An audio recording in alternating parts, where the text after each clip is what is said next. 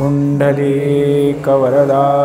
विठ्ठल श्री ज्ञानदेव तुकाराम सद्गुरु समर्थ त्र्यंबकानंद महाराज की जय।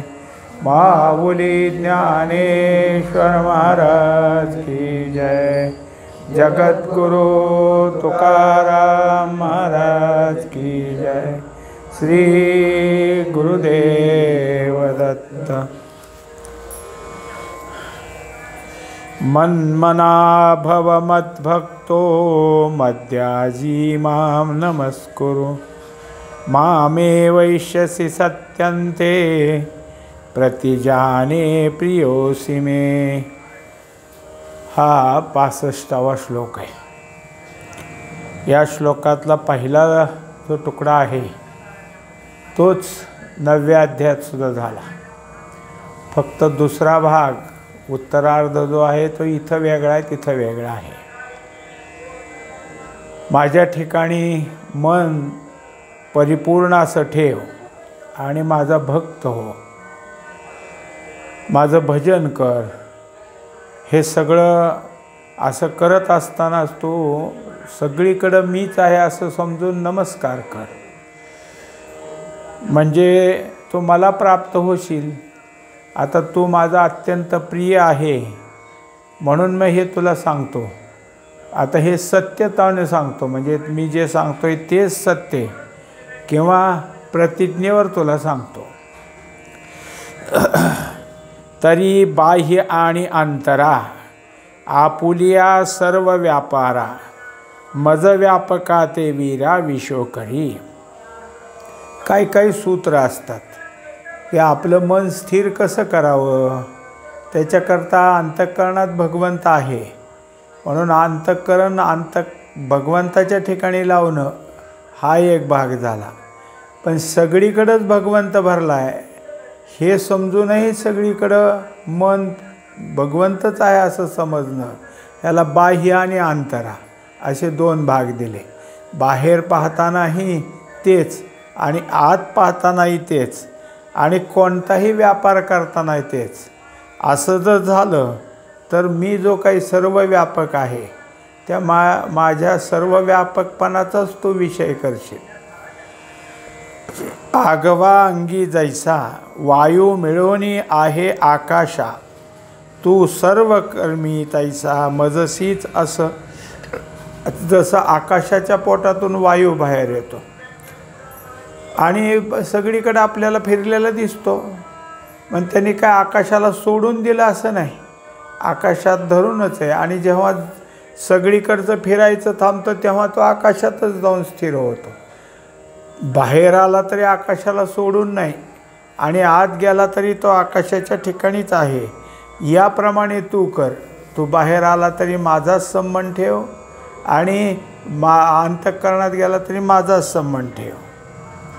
किंबहुना आपुले मन करी माझे एकायतन, माझे निश्रवणे कान भरून घाली। आता जे मन आहे त्या मनाला एकाग्र कर।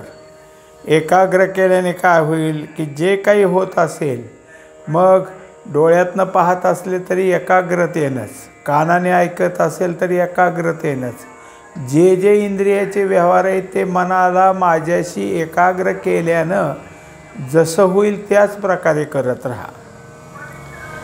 आत्मज्ञाने चोखडी संत जे माझी रूपडी, ते दृष्टी पडो आवडी कामिनी जैसी।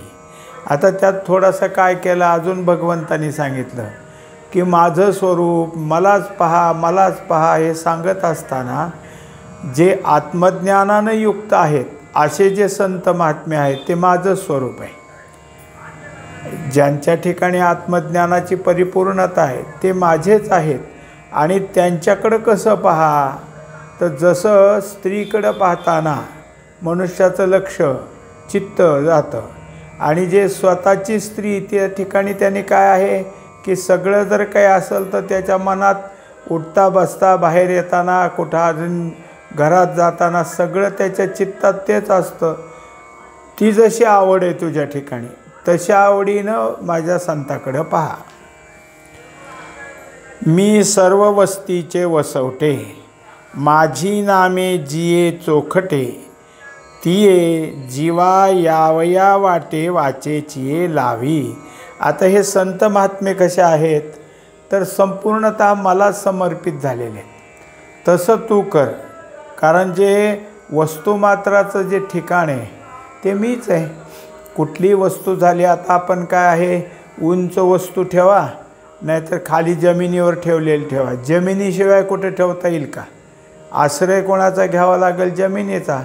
तसं सगळ्या वस्तुमात्राला किंवा पृथ्वीपासून ते आकाशापर्यंत सगळ्या पंचमहाभूताला मीच आश्रय. माझ्याच ठिकाणी ते स्थिर आहेत. हाताचे करणे का पायाचे चालणे, ते होय मज कारणे तैसे करी. तेव्हा आता एरवी झालं, मनुष्याच्या ठिकाणी ज्ञानेंद्रियात ज्ञान असतं, पण कर्मेंद्रियात फक्त क्रिया असते. पण ही क्रिया करताना सुद्धा हाताची क्रिया माझ्यासाठीच केली असं समज. घ्यायचं असेल तर जी वस्तू घेतली ती भगवंतानी दिली, जी वस्तू द्यायची ती भगवंताला दिली, आणि जिथं जायचं आहे ते भगवंताकडंच चाललो. म्हणजे परमात्मा काय, संत महात्मे काय, कुठं जिथं जायचं आहे तिथंच मी जातो, तिथलंच घेतो देतो, हे सतत मनात ठेव. आपला अथवा परावा, ठाई उपकारसी पांडवा, तेणे यज्ञे होय बरावा. याज्ञिको माझा. आता आपलं माणूस असो किंवा परका असो, असा आता अपपर भावच ठेवू नको. आणि जे जे काही जिथं जिथं असेल, म्हणजे जसं आपण दुसऱ्यावर उपकार करण्याकरता वस्तू देतो, तसे सतत जे काही कोणाला गरज असेल तिथं अन्न असू द्या, वस्त्र असू द्या, अन्न ह्याच्यातलं काय धन असू द्या, कशाचंही दान देण्याची वेळ आली तरी तू दे. आणि काय कर, त्यांची जी गरज आहे ती गरज भागवत जा. याने काय झालं तर तू दान प्रकारचं किंवा यज्ञ, दान आणि तप ह्या प्रकारचे जे प्रकार आहेत हे सगळे माझ्यासाठी पूर्ण केले. आता हा सुद्धा यज्ञच आहे असं समज. हे एकैक शिकवावे काही, पै सेवके आपुल्या ठाई, उरोन येर सर्वही मी सेव्यची करी. आता एवढंच आहे की जसा सेवक आपल्या ठिकाणी सेवक म्हणून एवढी आठवण ठेवतो आणि सगळी सेवा कोणाची करतो? स्वामीची करतो. तसं आता मी स्वामी समजून जे काही तुझ्या ज्ञानेंद्रियानं होऊ दे, कर्मेंद्रियानं होऊ दे, ती सेवा म्हणून माझ्याशीच केले असं तू लक्षात ठेव. तेथ जावोनिया भूतद्वेषू, सर्वत्र नमैवै नम मीची एको, ऐसेनी आश्रयो अत्यंतिको, लाहसी तू माझा. आता जे काही मागं 9व्या अध्यायात सांगितलं होतं की श्रेष्ठ भक्ती कोणती, तर सगळ्यांच्या ठिकाणी काय आहे, भूतमात्रांच्या ठिकाणी भगवंतच आहे असं समजणं. तेच इथंही सांगितलं की कोणत्याही भूतमात्रांचा द्वेष नसावा. जे काही असेल भूतांची दया भांडवल सांगता, त्या प्रकारे प्रत्येक भूतमात्रांच्या ठिकाणी काय असेल प्रेमाने पहा आणि प्रत्येकाला नमस्कार कर. जे जे कोणी असेल त्याला, आता लहान असो मोठा असो आणि दुसरंही कोणी असो, नमस्कार करण्यामध्ये काय आहे की कोण प्राणी कोण व्यक्ती ही तर कुठं पाहायचं, इथं हे भगवंत म्हणून पाहायचं. म्हणून प्रत्येकाला भगवंत समजून तो नमस्कार कर. एवढंच काय, सतत काही जरी असलं तरी माझाच आश्रय कर. मग भरले या जगा आतू, जावोनिया तिजयाची मातू, होवोनी ठाईले एकांतू आम्हा तुम्हा. आता जर काही असेल तर तू भक्त मी देव, हे दोन झालं. पण मग एक जग आहे असं नाही होणार ना आता, कारण सगळं जग किंवा हे सगळं विश्व म्हणजे मीच आहे आणि मी म्हणजे भगवंत आहे, तू एक भक्त आहे, हे दोनच राहील. तिजयाची मातू, आता तिसरं काही त्या ठिकाणी राहिलं नाही. तेव्हा भलतीये अवस्थे, मी तू ते तू माते, भोगीसी ऐसे आई ते वाढेल सुख. आता होईल काय, तू भक्त झाला आणि भक्त होऊन माझं जे काय असेल ते उपचार करत राहशील. पण मला तरी कुठं चैन पडती. मी पण माझ्या दृष्टीनं तुला देव समजेल आणि तुझी काय असेल ते उपचार करत जाईन. म्हणजे तू माझे कर, मी तुझे करत जाईन. असं जे काय आपलं आहे ते भोग भोगले. म्हणजे या दोन्ही भोगात तू माझी पूजा अर्चा करताना, माझ्या सगळ्या सोपस्कार करत असताना तुला सुख वाटेल. आणि तुझ्यासाठी सगळं करायला लागलं म्हणजे मला सुख वाटेल. आणि तिजे आडळ करीते निमाले अर्जुना जेथे, तई मीची म्हणून तू माते पावसी शेखी. आता तिसरं जे होतं ते आत्तापर्यंत काय होतं, आडवं येत होतं. हा जो काही असलेला तिसरा संसार आहे त्याला एक आंतरपाठच झाला. तो एकदा का बाजूला झाला की मी आणि तू हे जर का म्हणायचं आलं, वास्तविक तू आणि मी दोन नाहीतच.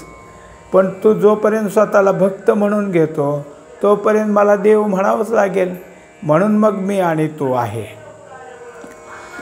जैसी जळीची प्रतिमा जळनाशी बिंबा,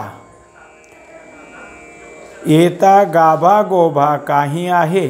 आता ज्या वेळेस काय आहे की पाण्यामध्ये काहीतरी प्रतिबिंब दिसतं, पण ते पाणीच संपलं तर मग मात्र काय आहे की बिंब आणि प्रतिबिंब हे दोन शब्द राहिले नाहीत. बिंबाच्या जागेला आहे पण प्रतिबिंब नाही. प्रतिबिंब कोणाच्या ह्याच्यातून दिसत होतं, पाण्यातर्फे. आता पाणी गेलं आटून, मग बिंबही तिथं म्हणायची काही गरज नाही. बिंब म्हणण्यात तरी काय हरकत आहे, दोन्ही एकच आहे असं. आता बिंब म्हणायचे काय तिथं गरज आहे. मग दोन्ही काय आहे, एकच झालेले आहे. पै पवनू अंबरा का कल्लोळू सागरा, मिळता आडवारा कोणाचा गा.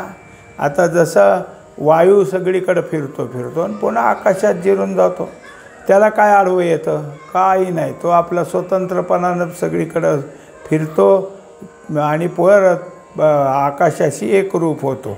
तसंच लाट पाण्यावर फिरते आणि पुन्हा पाण्याशी एकरूप होते. तिलासुद्धा अडचण कोणाची काही येत नाही.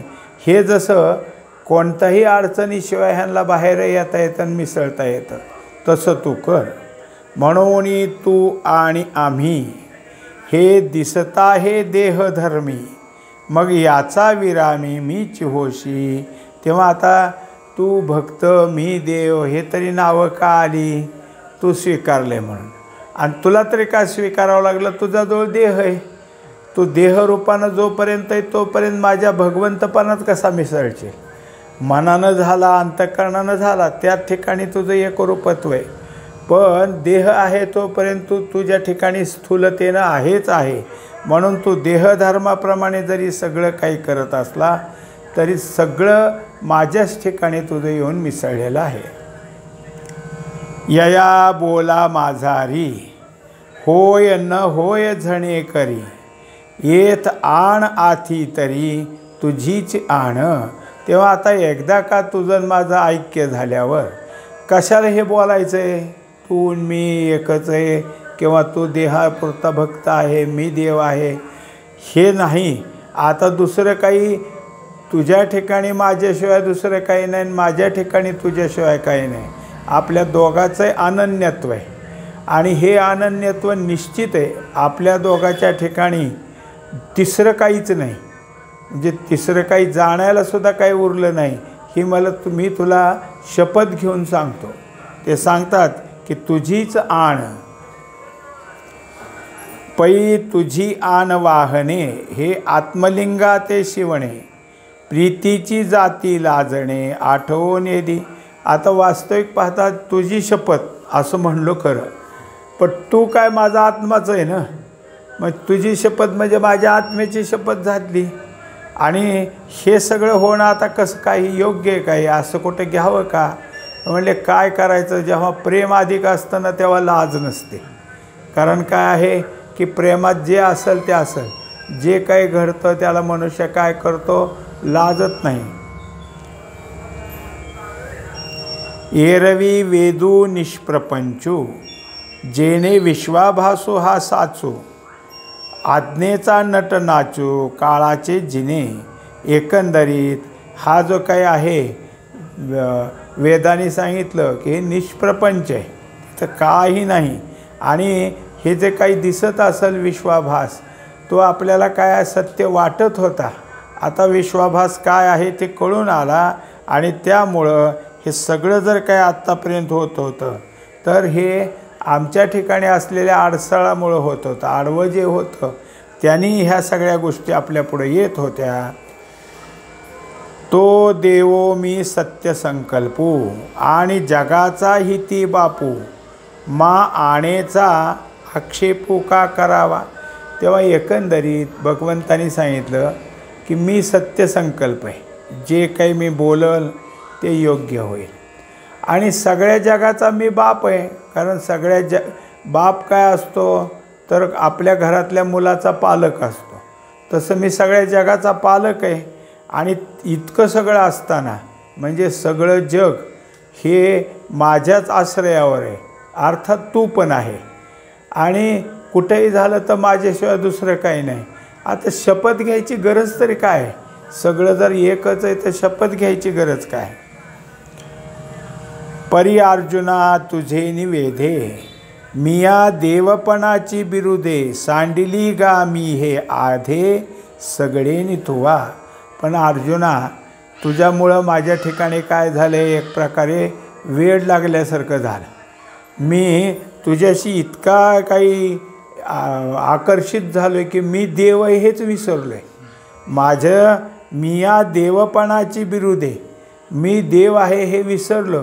सांडली गा मी हे आधे, आता माझ्याजवळ मी देव आहे हेच विसरल्यामुळं तुझ्याशीच एकरूप झालो. तेव्हा ह्या सगळ्या गोष्टी घडायला लागल्या. पै काज आपुलिया रावो आपली आपण या आण आहे धनंजया तैसे हे की. तेव्हा जसं आपलंच काम आणि आपलंच काय करतो, कुठं यायचं घ्यायचं करा ठेवा म्हणायला राजा जसा असतो, तसं हे तुझ्याशी मी बोलताना अशा तऱ्हेने शपथ वाहण्याची वाक्य शब्द बोललो. तेत अर्जुन म्हणे देवे आचाट हे न बोलावे जी अमुचे काज नावे तुझे नियके. आता भगवान अर्जुनाने सांगितलं राहू दे देवा, आम्हाला काय तुझं नामस्मरण घेणं एवढंच आमचं काम आहे. तुझ्याबद्दल आमच्या ठिकाणी कमालीचा आदर आहे, कमालीचा पूज्यता भाव आहे, त्यामुळे आम्हाला बाकीचं काही नाही लागत.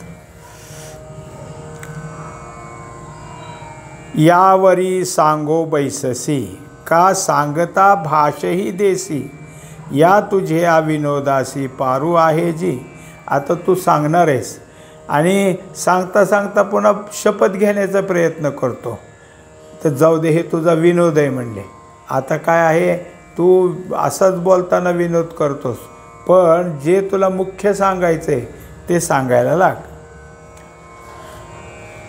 कमळवना विकाशू करी रवीचा एक अंशू तेत आघवाच प्रकाशू नित्य देतो.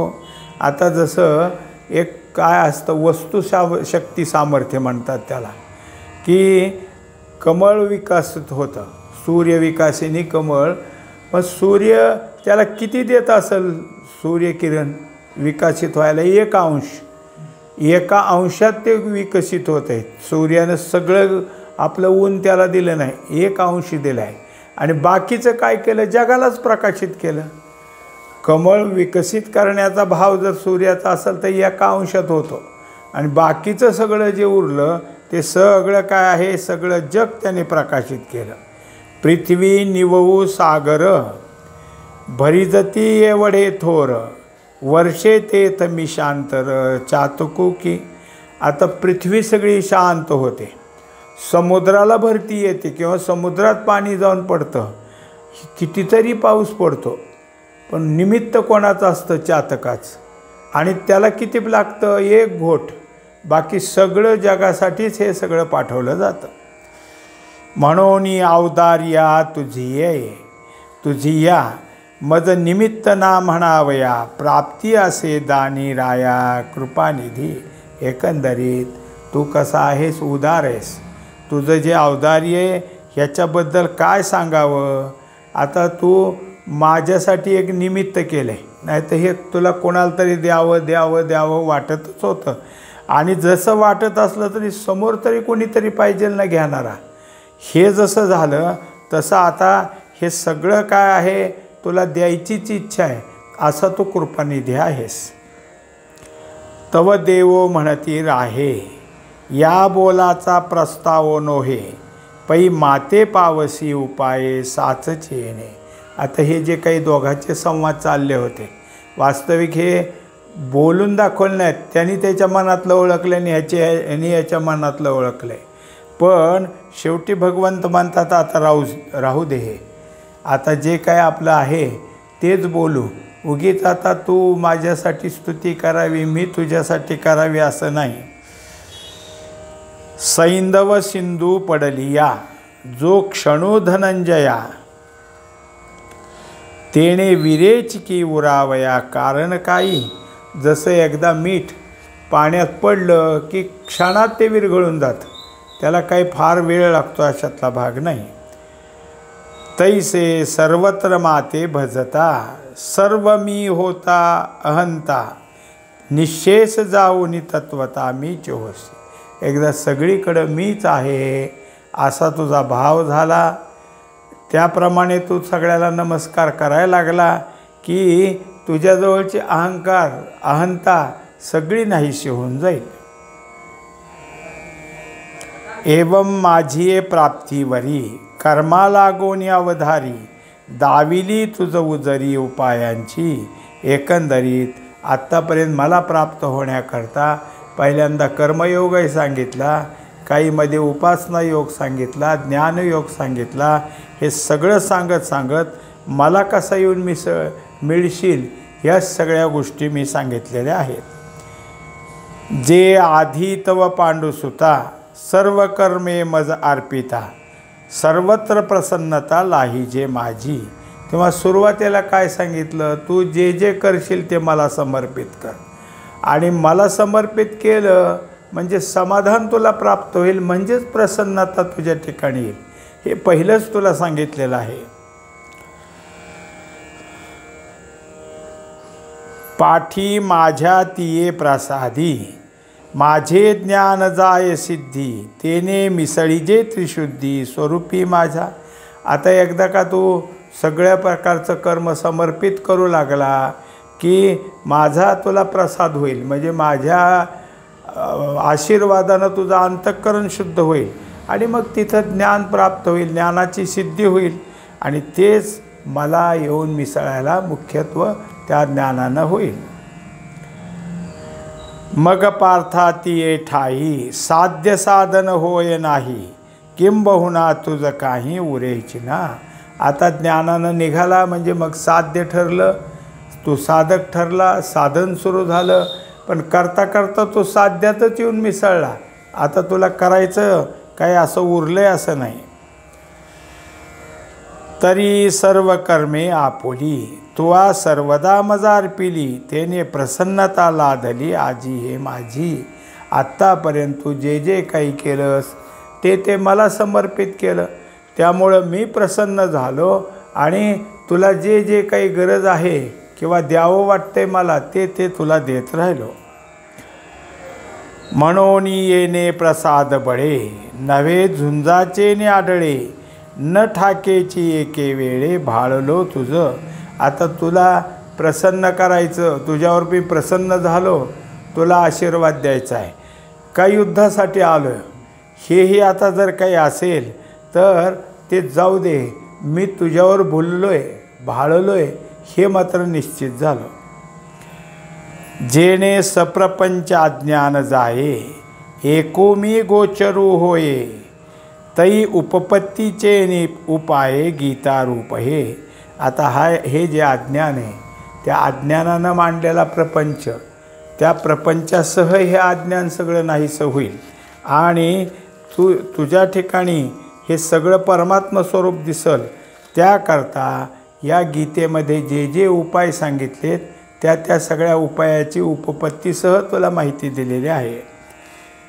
मिया ज्ञान तुझ आपुले नाना परी उपदेशिले येणे अज्ञान जात सांडिले विआले धर्माधर्म.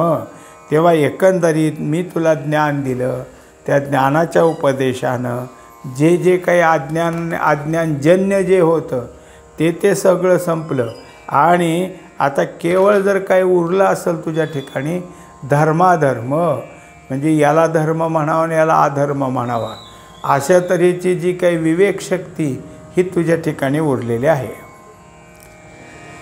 सर्वधर्मान् परित्यज्य मामेकं शरणं व्रज अहं त्वा सर्वपापेभ्यो मोक्षयिष्यामि मा शुचा.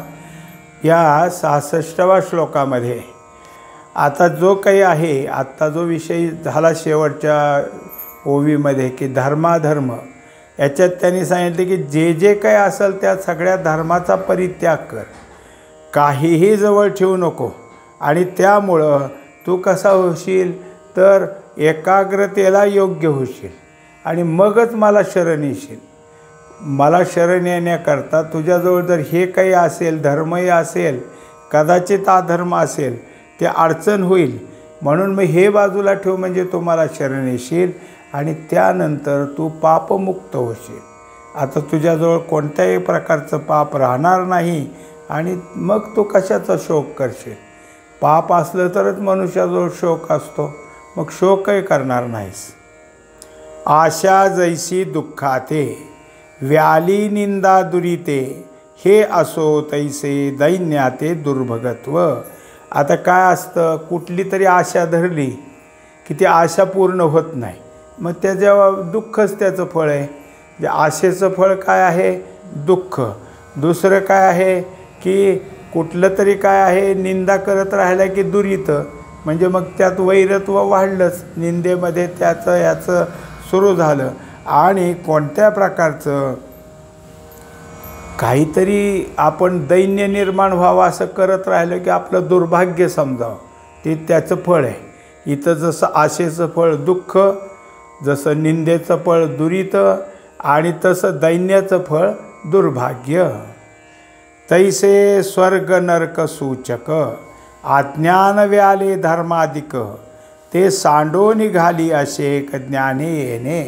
तेव्हा स्वर्गाला जायचं काय काय करावं लागतं, कोणते कोणते उपाय, हे जे सांगितलेत ते सुद्धा अज्ञानाच्याच पोटातनं आलेत. आणि जे नरकाकडे गेला आहे काहीच न करता, ते सुद्धा सांगणारे उपाय अज्ञानातनंच आलेत. म्हणजे सगळंच. म्हणून काय आहे, स्वर्गा जाणे सांडी भवविषयी कान झाडी दे अध्यात्मज्ञानी बुडी सद्भावाच्या. म्हणून तो माझ्या ज्ञानाकडेच ये. हाती घेऊन तो दोरू सांडीजे जैसा सर्पाकारू का निद्रा त्यागे घराचारू स्वप्नीचा जैसा. आता जसं सर्प ज्याच्यावर भासत होता ती दोरच हातात घेतला, मग सर्प आठवायचा किंवा भास व्हायचा काही कारण नाही. आणि झोपलाच नाही तर स्वप्न कुठून पडेल, स्वप्नाचा भास तरी कसा येईल. नाना सांडिले नि कवळे चंद्रीचे धुपे पिवळे व्याधी त्यागे कडूवाळे पण मुखाचे. आणि आता कावीळ संपली तर चंद्र पिवळा दिसतो म्हणायचं कारण नाही, मग मात्र चांदणं सगळं शुभ्र दिसायला लागलं. आणि जो काही ताप होता अंगामध्ये, आजार होता, त्यांनी खाल्लेलं कडू लागायचं. आता सगळा ताप निघून गेला, आजार निघून गेला, मग अन्न स्वच्छ जसं आहे तसं चव लागू लागली. अगा दिवसापाठी देवोनी मृगजळ घापे तेजुनी का काष्ट त्यागे वन्नी त्याची जे जैसा. जसं सूर्यास्ताला गेला की मृगजळ कसं दिसल, आणि लाकूडच बाजूला टाकलं तर अग्नी तरी कुठून येणार. तैसे धर्माधर्माचे टवाळ दावी अज्ञान जे का मूळ ते त्यजुनी त्याची सकळ धर्मजात.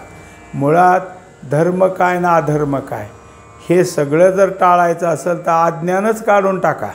अज्ञानाच्या पोटातनं धर्म ना अधर्म आलेत, म्हणून अज्ञान दूर करणं हाच खरा धर्म आहे. हेच धर्मजात. हे एकदा करत राहिला की मग मात्र तुझ्या ठिकाणी जे आत्ता सांगायचं आहे ते मुख्यत्व तुला कळेल. पुंडलिक वरदारी विठ्ठल श्री ज्ञानदेव तुकाराम सद्गुरु समर्थ त्र्यंबकानंद महाराज की जय। माऊली ज्ञानेश्वर महाराज की जय। जगद्गुरु तुकाराम महाराज की जय। श्री गुरुदेव दत्त।